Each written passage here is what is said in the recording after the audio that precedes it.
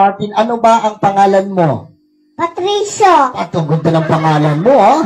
Ilang taon na si Patricio? 5 po. 5, ayan. Ano ba ang Tagalog ng 5? 6 6, very good, magaling. Nag-aaral ka na? po. Nag-aaral ka na? Po. Apo. Saan ka napasok? Sa school. Sa school, very good. Magaling. Okay, dahil ikaw ay nag-aaral na, katulad ba ng ibang bata, meron ka bang gustong maging paglaki? Apo. Anong gusto mo maging paglaki? Gusto mo maging isang?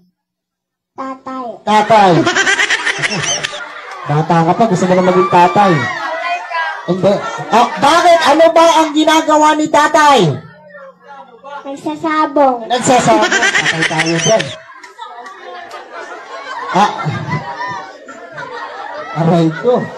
So hindi, ang ibig ko sabihin, hindi tatay. Ang bilis mo naman. Ang ibig ko sabihin, for example, nakapagtapos ka ng pag-aaral, ano yung gusto mo maging trabaho paglaki? Gusto mo maging isang? Doktor. Doktor, very good. Palakpakan naman natin. Gusto niya maging isang doktor paglaki.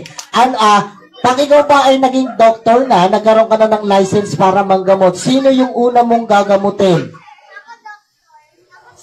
Mama. Si mama. Ayan, bait naman. Ano ba sakit ni mama? Si Mosta. Oh no! Kapag namin. Sino po yung nanay nito? Sino? Anak mo to, te? Kaya gusto namin yung mama yan. Dito ka lang, tayo ka lang. So, ganito yung gagawin natin. Sige, bago tayo magpatuloy, dahil sabi mo nga sa akin, nag-aaral ka na, saan ka ba magaling? Sa school. Sa school.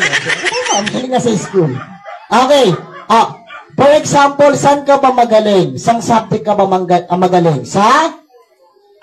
English. English, wow. Pero mukhang maganda yung pagpapalaki mo sa anak mo, ha? So mukhang matalino ka ba? Po. Opo, very good. Sa palakpakan muna natin. Meron lang ako konting katanungan. Okay lang ba sa'yo? Apo. Very good, palakpakan natin. So sige, ganito. Mga bata, wag nating tuturuan, okay? So sabi niya, magaling siya sa English. Ano ba ang English ng aso? Dog. Palakpakan naman natin. Magaling, ha? Okay. Ano naman ang English ng pusa? Cat. Palakpakan naman natin. Magaling si Kuya, ha? Ito naman, medyo hirapan ko ng konti, ha? Ano ang English ng papaya? 5.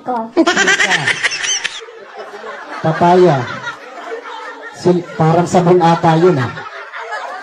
Papaya silka.